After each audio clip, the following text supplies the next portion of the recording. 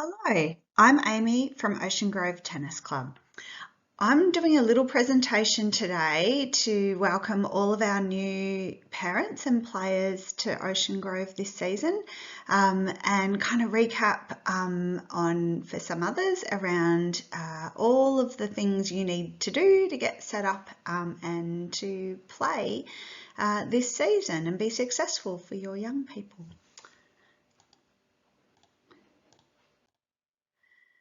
So, your support crew. You'll need to use your emails to begin with, and we have several communication processes. One is that we might send out emails initially until everyone is set up on our app called the Stack Team app. So the team app will cover and capture some chat rooms where you can communicate with your team. It can also have documents related to your team, such as a roster and a player out schedule or a parent on duty schedule. You can find all of the bylaws for Tennis Geelong. So if you have a query and just go, what happens in wet play if we get rained out or if someone's injured, you can go to that. It's like a manual that tells you everything you need to do. The other thing that we ask people to do, so you'll need to register and download Stack Team app to your phone. I'll go through that in the next slide. The second thing is that you'll need to also be able to access Match Centre. Now, Match Centre is where your child is, it's an electronic website that has your child's team on it, and your child's, you'll be able to then log on to that every week to identify where your child is going to be playing. It has the court allocations, and you can also, if you wanted to, download and print a score card from there if you don't want to just use the generic ones that are in your team box. Your support crew is Leon Ike, who's our club president, and his phone number's here. The junior coordinator, Julie Golightly, and there's an email and a phone number. And your coaches are going to be your primary source of all information: David Franks, Julie Golightly, and Jacob Grills. If for whatever reason your child can't play and you absolutely you need to let your team manager know ASAP, but also I would then check with the coach. They may have another child that might be able to fill in, and they'll have the best way to fill that vacancy in your team that week. So, but they do ask that if you can contact your coaches before 12 p.m. on Fridays, because they're on the courts coaching from that time onwards. Okay, so get yourself set up. The first step is to your child needs to be registered with Tennis Australia, and they also need to be registered with the UTR, which is the Universal Tennis Ranking. To do that, you need to just jump onto the Play Tennis, or you'll see there's an email here that says tennis.com.au competitive play. If you do that, it will guide you through the process of setting up your Tennis Australia registration for your child. Just a little hint. Always register in your child's name, not your name. It just means that then in the background, when we've got to allocate your child to a team electronically, we are actually allocating them, not Amy, who is playing for her son. So please make the account in your child's name. Okay, so it's not that complicated, but you will need an email address and you will need a password. We can't create that account for you at the club. You need to do it yourself. When your child turns 15, they all of a sudden become considered a mature player under Tennis Australia and will need their own account made for them. So for example, if you're a tennis player yourself and you have a tennis account and your child is under 15, you can actually create a child account I don't recommend it. It just means that when they turn 15, it becomes a bit of a difficult situation to move them over. When they are 15, they will need an account with their own email address or one that you create for them, like a dodgy Gmail account. But it's one that they're going to need to access, and you're going to need to access regularly. So make sure you've got your email address and your phone number. And your password handy, and that the child knows what that is too. When you create your competitive player profile or Tennis Australia registration, during that it says, do you want to create a UTR registration? At that point, you should say yes. I would also recommend at that point using the same email address and password that you've used for your Tennis Australia. It just makes life so much easier for you.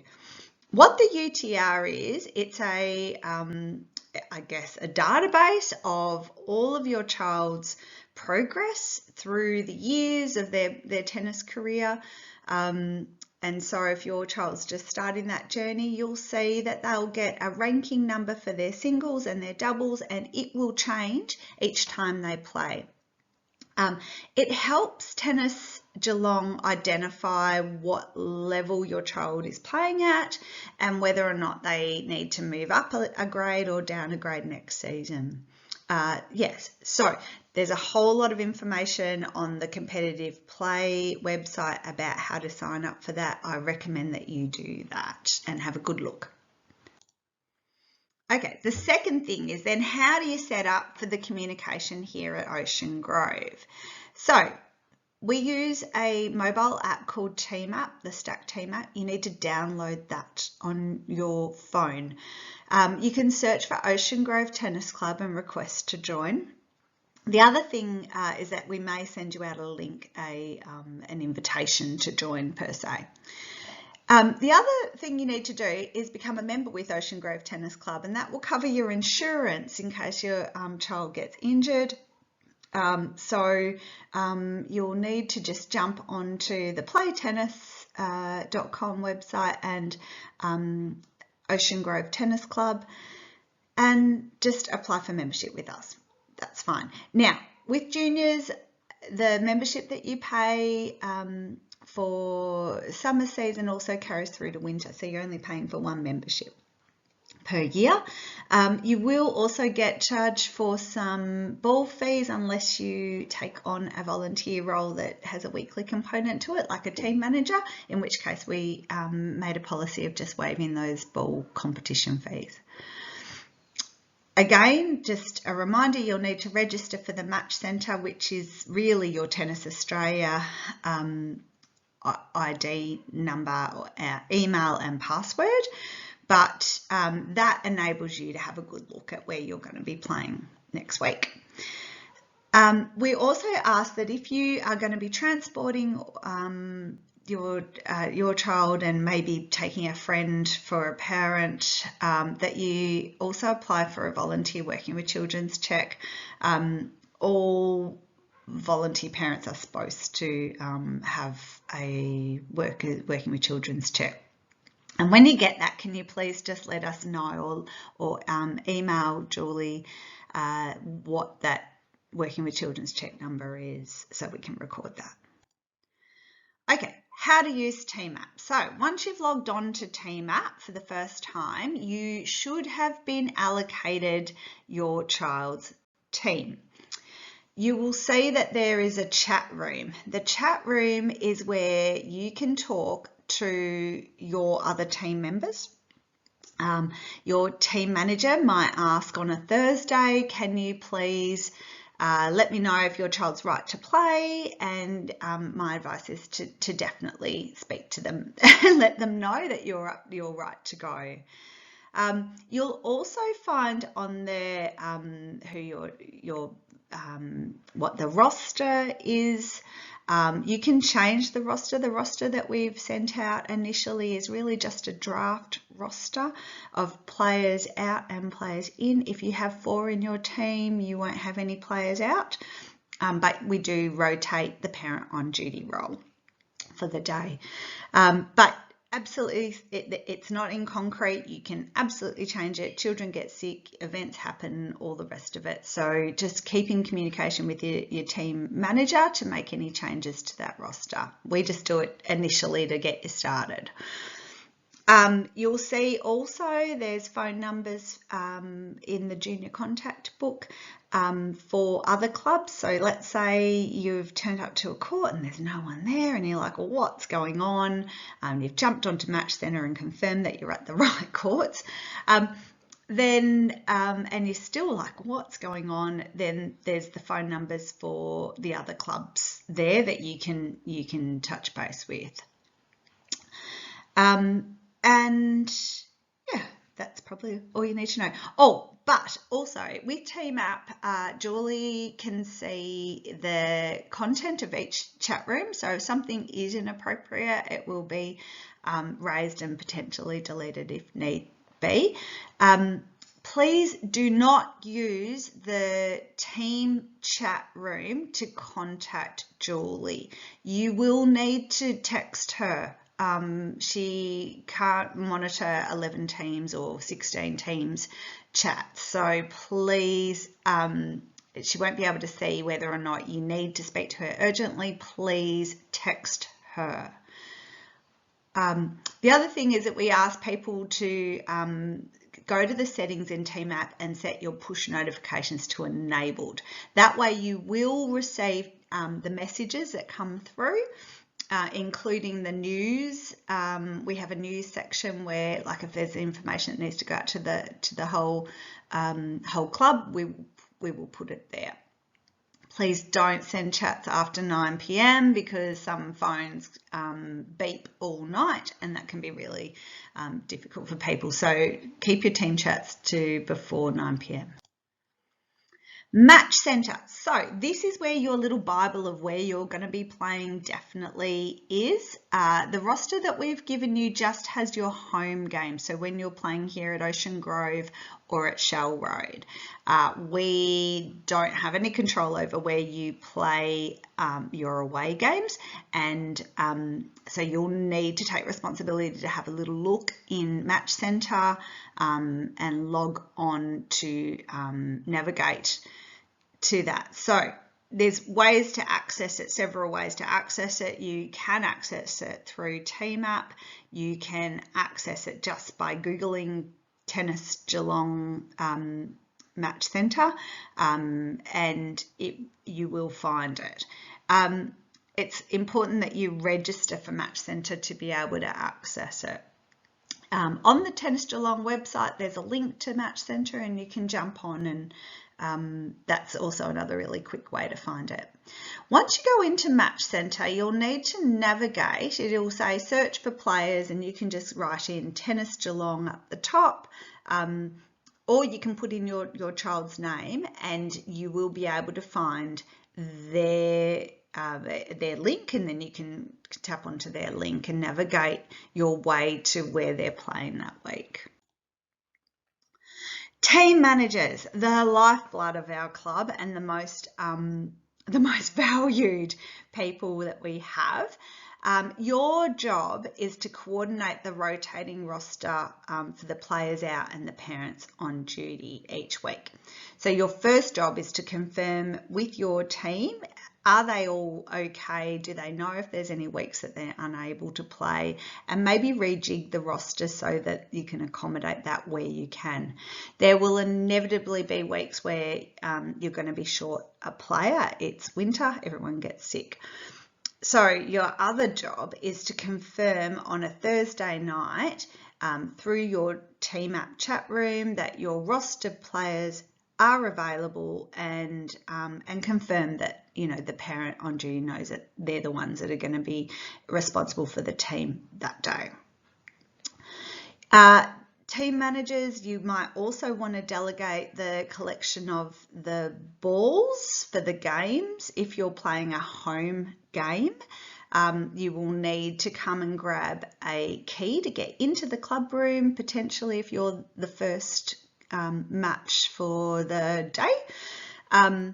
You will need to come and grab the keys. You will need to also grab your tennis balls. If you're up at Shell Road, you will need to grab the Shell Road clubhouse keys. You'll also need to return both the fob for the club rooms at Ocean Grove as well as the key for Shell Road, and you'll need to return that on the Saturday. So team managers, your job is if you've got to race off, then you just pass it to someone else to do. Please lock Shell Road clubhouse when you're finished with it as well. The balls get set up at the clubhouse by about 5:30 at the latest by one of our beautiful volunteers. So you'll see your team's name on it. There initially will be a team box waiting for you as well. You don't have to bring the team box back. You can just pass that on to the next parent who's on duty that day or the end of your match. You can just go, well, you're on next week. Here, you take the box. Player absence. Okay, so the minimum number of players you need in a team is 2. So that would mean that you would be forfeiting 1 double set and 2 single sets. But you can still and are still expected to play if you have 2 players that can make it that day. There's no points for COVID absences anymore. So if you are sick, you're just sick, and that's the end of it. The parent needs to notify the absence to their team manager ASAP. And often in your team list, you will see that there's some emergency players and their phone numbers listed. Try them first. See if they can fill in for you because they've already been approved to play for your section. If they can't play, then your next point of call is to either contact the team below you. So if I'm in boys 10, I might call boys 9. If I'm in boys 9, I might call boys 10. That it runs, number 1 is our highest grade, or Prem League is technically, but then it runs down to our lowest grades. So if I need a player, I might as a team manager, I might communicate in my team manager chat, hey, can anyone from boys 10, 11, 12, can you please help me out, for example. If you still get a no, that you can't fill the spot, then please, like I said, contact Julie and or your coach and just see whether or not they can find a fill-in for you. Okay, if you can find a fill-in, or you might even go, oh my gosh, I remember I played last season with so-and-so, I'll ring them, oh, they can fill in for me, awesome. I can't just approve them. I need to make that request through to Tennis Geelong. So you'll need to let Julie know. Julie will need to contact Tennis Geelong and get approval to play those children because they're not technically registered with us. So, and then we have to let the other team know. If, for example, we have a spot that we can't fill in that day, like we've done our best and we can't fill anyone, please let Julie know ASAP. We have a commitment to let the other team know that we're going to be forfeiting some sets, and we need to do that by 4 p.m. the Friday before we play. Okay, there's a few rules about finding fill-in players. Boys filling in for a girls division, you can do that, but if I play for girls 1, a boy can fill in if we've got permission from Tennis Geelong to do that, but they have to be of a lower level. They can't be equivalent boys 1 can't fill in for a girls 1. That being said, for a girl to fill in for a boy, we can probably go girls 1 to boys 1. That's fine. We probably can't go girls 1 to boys 3, for example. Well, certainly not without permission from Tennis Geelong. Okay, so again, if we've got a friend who can fill in for us just to have a crack and have some fun with another mate, we love that. But again, we'll have to get them to register for Tennis Australia and also get their UTR set up as well beforehand. And then we need to also get permission from Tennis Geelong. So please let Julie know.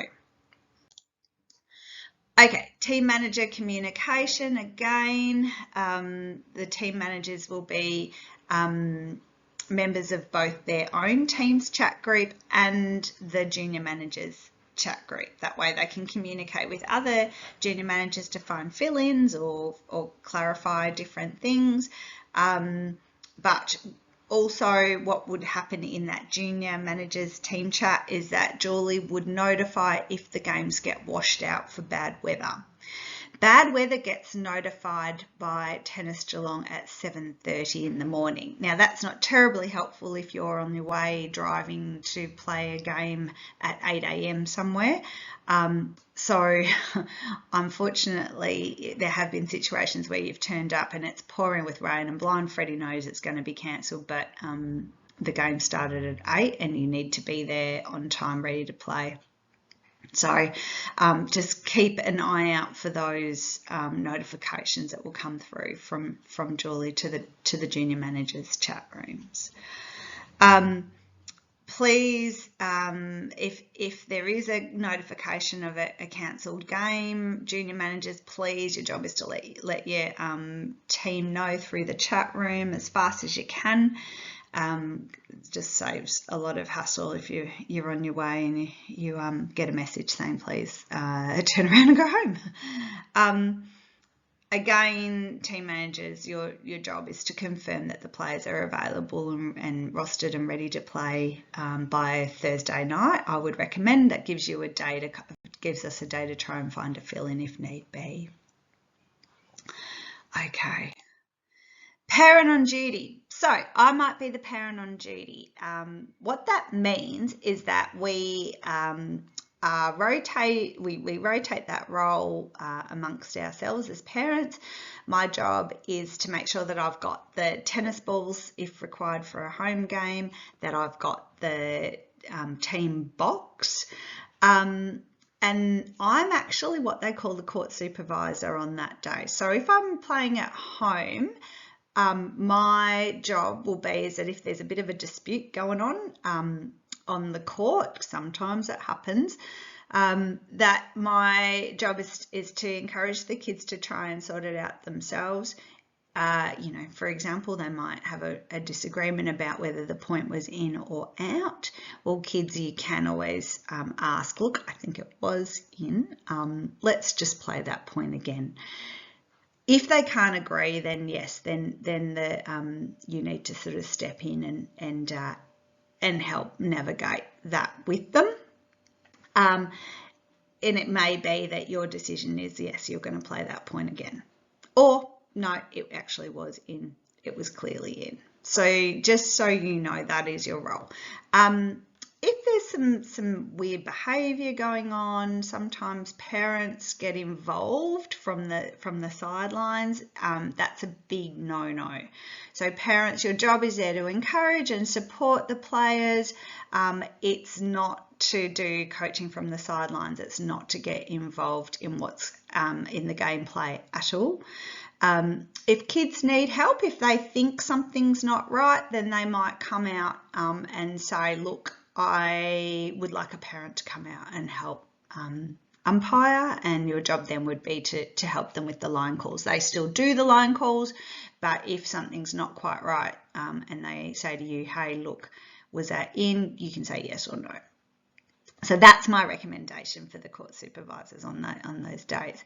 Now, the other thing is that your job is also parent supervisor. You need to, like I said, you need to collect the box, but you also need to, and team balls if we are at home, but you also need to collect and return the keys either to the clubroom if you're based at Madley Street that day, or Shell Road, you need to also return it. The clubrooms are open in the afternoons on Saturdays because the seniors are playing as well. So you should be able to bring them all back. Now, where do you find the keys? The keys are in the back cupboard. You'll see it has writing on it saying court 1, 2, 3 and 4. That is what we call the junior cupboard. There are cupboards around in the hallway as you walk to the toilets that have junior champions on it. That is not the junior cupboard we're talking about. The keys live on a little hook, as you can see that image there, inside the door of the cupboard. And that's also where you'll find all the tennis balls. So if you're like really stuck and you need some more balls, they're located in there. Please, that is where you will return the keys. As I said, they'll be waiting for you on Friday, but you'll need to return them to that cupboard and that hook.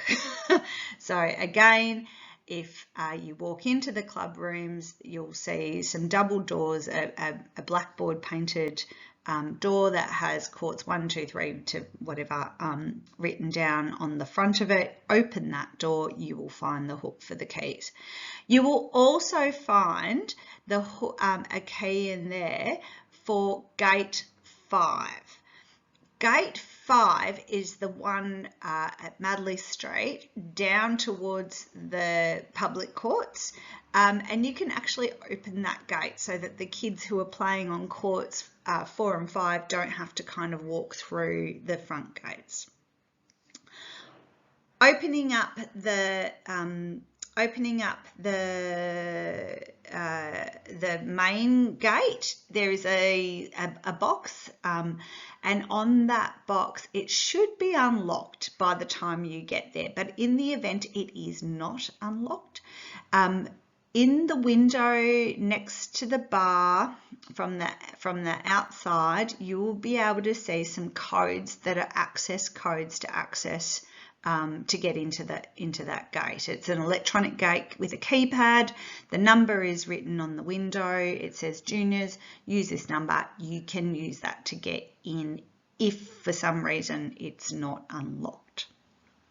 Again, I've gone through all of the stuff around, so you need to open the courts, you need to open the club rooms, and if anything's unusable, okay, so let's just say the court is really too wet to play. There are rollers and squeegees available.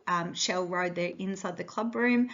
At Ocean Grove, they're on the courts. And if you roll them, we try our best to get as much water off. So again, parents, please chip in, kids chip in, because it is a hard job to clear those courts of water, but occasionally you'll need to do that. It may hold play up for 15 minutes or so, but in the event that the courts are completely unplayable and unsafe to play, you and the team manager of the other team need to actually have a chat about that and go, what do you think? If both of you agree that it's washed out, then that's it. You can forfeit the games and the points for that round just get split between you.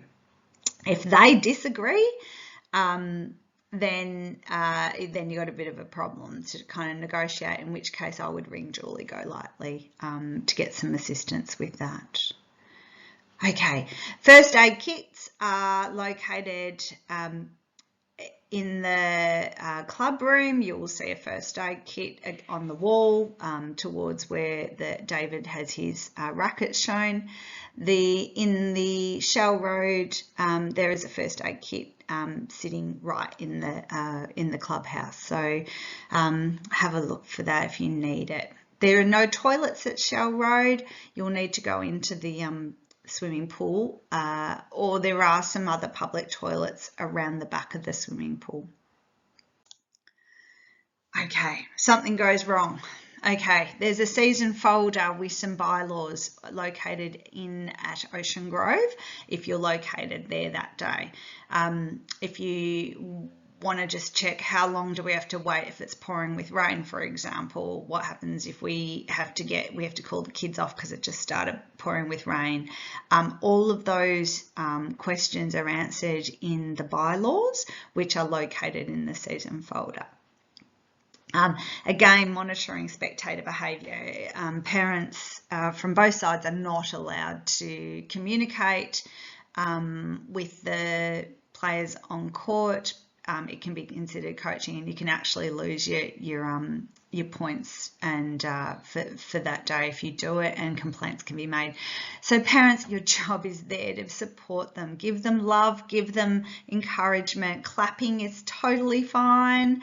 Good shot, that kind of thing, but nope, get back, go forward, all of those kind of instructions are not on. Okay, last parent on duty, or the last team that's there for the day. Your job is to clear the courts of lost belongings and tennis balls. Just bring them into the club room. Make sure you lock the gates down. It says gate 2, but it's actually gate 5. And pack the benches or chairs away. Snip the big doors in the club room and then walk out the side door.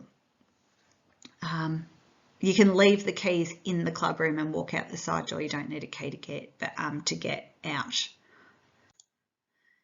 Okay, again, team box and balls collected by 5:30. They should be out by 5:30. We do our best, and inside the box you'll notice that you'll have some warm-up balls. So when you go away, or if you're playing at home that week, you'll have 2 sets of warm-up balls in there.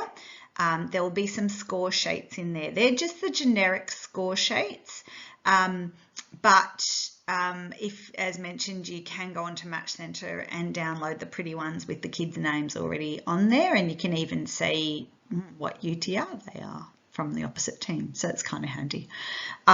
There should be some pens and a list of other clubs' phone numbers and court locations.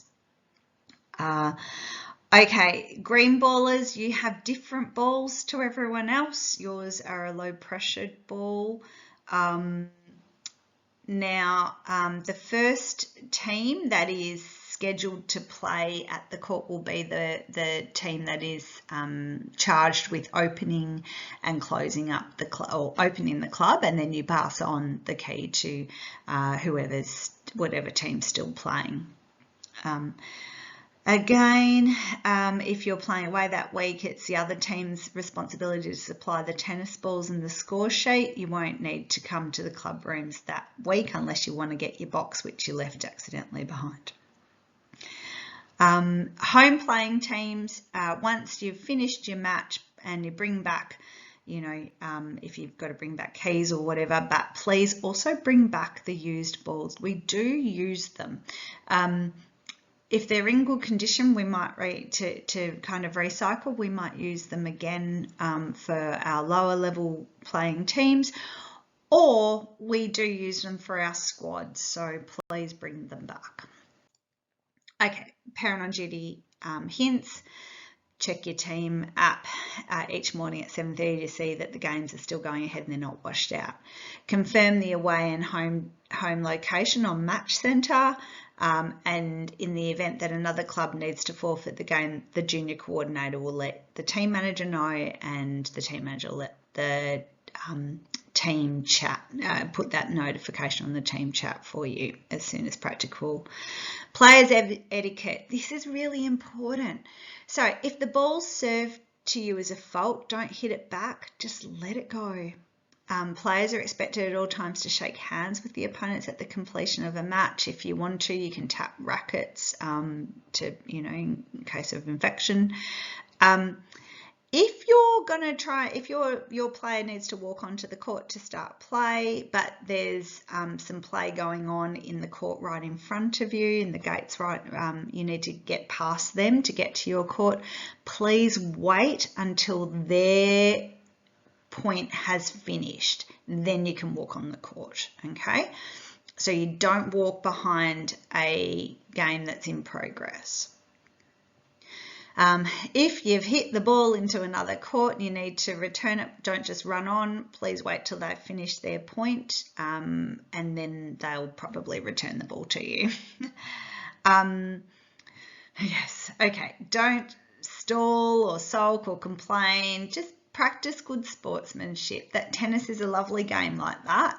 You know, it's, you know, racket throwing and all the rest of it can actually be an issue that gets raised to Tennis Geelong for a disciplinary matter. So we try to encourage our kids to go, look, it didn't work that time, it'll work next time, and congratulate the other player. They've done a good job. If they've won, let them do that. If they've behaved badly, then by all means you can make a complaint to your team manager, who can then forward that back up too. So if you're getting bad behaviour returned to your child, you know, you're absolutely within your rights to raise that up further to Tennis Geelong.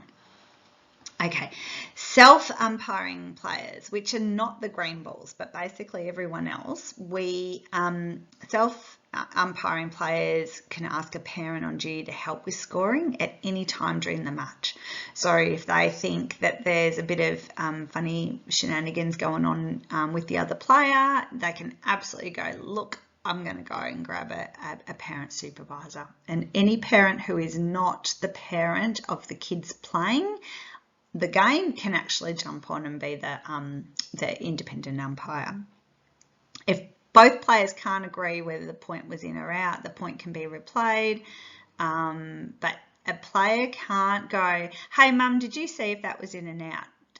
A spectator can't be the umpire. You need to get someone to come on court. You can take a toilet break. Let's say you've been playing for like an hour and a bit. Sometimes it happens. And you're like, oh my God, I didn't expect to do this. I can say to my other player, can I please just stop and go to the toilet? And I've run out of water. Can I please fill up? If both of you agree, then off you go. Do it. Don't suffer. I've watched kids really suffer out on court before.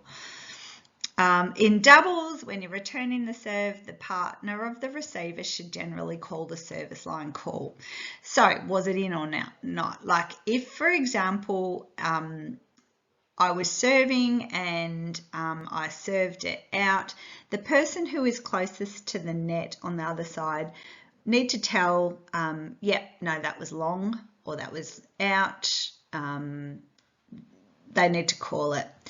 Also, really good idea to call out the score each time before you serve. It just helps identify where, if there's any mistakes, that they're addressed straight away. So call out nice and loudly, okay, love juice. Oh, no, it won't be love juice. Love 15, etc. And just make it really loud so that so people don't lose track of what the score is. It does happen. Scoring and umpiring. Okay, so all winter teams are self-umpiring. Ignore that 2023. It should be 24. There may be, if there's a green ball team, then they will have a parent come out and help them score. So this is a little bit about how you do that. Ask the kids to say the score loudly after each point. So I'm about to serve, I will call out, 15:30, for example. Kids can ask the parent to help score. If there's any confusion about the score, the last point can be replayed. Ask the kids if they need help with the score, but don't do it for them. So we really want to encourage them to start, scoring themselves and talking through that score as it happens. Parent supervisors are responsible for completing the score sheet with both team players' names before starting the match. So you need to write in, as you can see, you need to write in the children's names, who's going to be playing number 1, 2, 3, and 4. We generally go, it doesn't have to be this way, but generally go your strongest player plays 1, your more developing player might play number 4. And then you write in who's going to play the doubles together. And you can mix up the doubles. You're not stuck with 1 and 2 playing against 1 and 2 from the other side. It can be 1 and 3 playing against, 2 and 4 on the other side. There's no problem. You can do that if you really want to play with someone else. Make sure that you write down the scores. You get the kids to come and tell you what the score is, so you write it down as it happens. Again, if there's a forfeit, you'll write forfeit on here, or if it's a washout, you might write washout. Then at the end of the matches, you add up you tally the games that were won and how many sets were won. So the sets is, like in this particular case, we've got 1, 2, 3, 4 sets won, and there was, I think, 33 games won. You do the same for the other side. Now, there are 2 types of score sheets. Some have a spot where the players need to sign, of each team need to sign that they agree that that's the correct score. The new score sheets don't seem to have a spot for children to sign. So if I were you, I would encourage that you get the initials of one of the other team to sign that the score was agreed at the end of the matches. Yep. Okay, scoring. So for our new people, here's some information here about how to score at tennis. I'm notoriously bad at it, so I would love a cheat sheet on court with me. But so your first point's 15, your second point's 30, your third point's 40, and then you have a deuce if, for example, you get to a point where you're both the same 40-40, then you play a deuce, or if there's no deuce, you go to an advantage, and then the win. So you have to kind of be 2 points in front at all times. There's a bit of information on this about what a deuce is. As mentioned, it's where you're playing and you've got to the same score. So and then there's the advantage set if you end up being 2 in front. A tiebreaker. Now, tiebreakers are notoriously a little bit difficult to kind of explain, but my next slide, I've managed to get a bit of a cheat sheet. But once games are level at 6-6, the first player or team to reach 7 points, in case it's that situation, if it's a doubles,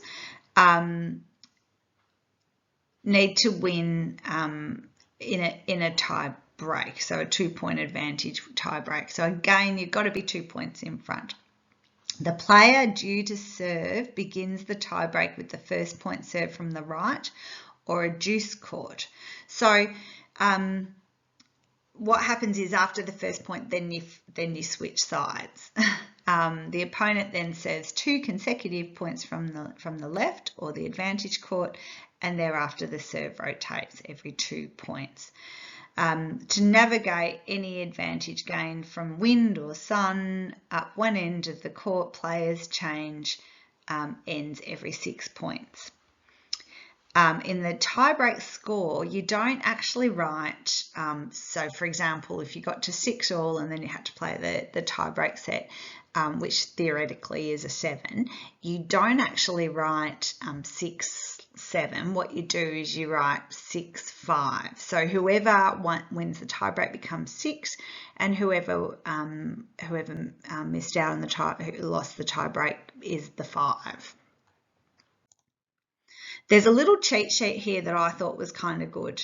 There was some information there about water breaks. I'm not sure that that's kind of relevant, but it says that always change ends after the end of a tie break, no matter what the score in the tie break.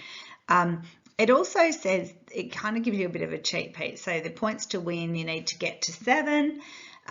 For every section under the Premier section, you need to get to 7 points.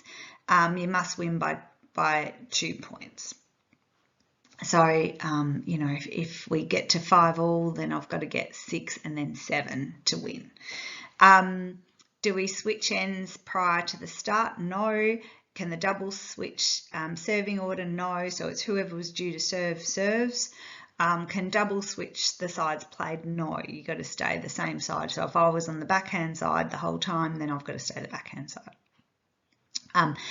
It tells you that your first point is served from the deuce side, so wherever it was that you finished your deuce, you got to then hit back to that side. After that, you switch sides and so forth. So there's a bit of information there.